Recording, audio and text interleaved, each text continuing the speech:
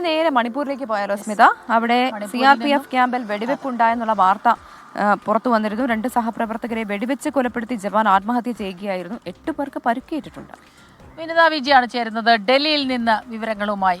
വിനിത, ഈ മണിപ്പൂരിൽ നിന്ന് ഇതുപോലെ പല പല വാർത്തകൾ നമ്മൾ ഇടയ്ക്കിടയ്ക്ക് വരുന്ന വാർത്തകളെല്ലാം സംഘർഷങ്ങളുടെ വാർത്തകളാണ്. ഇത് വ്യത്യസ്തമായൊരു വാർത്ത. ഇതെന്താണ് അവിടെ ക്യാമ്പിൽ സംഭവിച്ചത്? ഇങ്ങനെ ആത്മഹത്യ ചെയ്യാനുള്ള കാരണം സുഹൃത്തുക്കളെ കൊലപ്പെടുത്തുന്നു. എന്താണ് കൂടുതൽ വിവരങ്ങൾ നമുക്കിപ്പോൾ ലഭിക്കുന്നത്?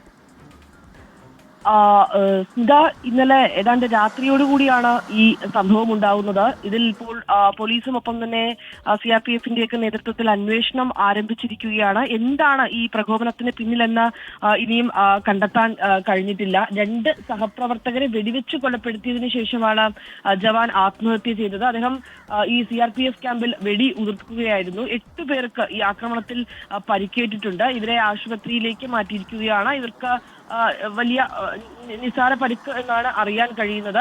ഒപ്പം തന്നെ ഇംഫാൽ വെസ്റ്റ് ജില്ലയിലെ ക്യാമ്പിലാണ്, ഇംഫാൽ വെസ്റ്റ് ജില്ലയിലെ CRPF ക്യാമ്പിലാണ് ഈ വെടിവെപ്പ് ഉണ്ടാവുന്നത്. എന്താണ് ഇതിന്റെ കാരണം ഉൾപ്പെടെയുള്ള കാര്യങ്ങളിൽ ഇപ്പോൾ അന്വേഷണം നടക്കുകയാണ്.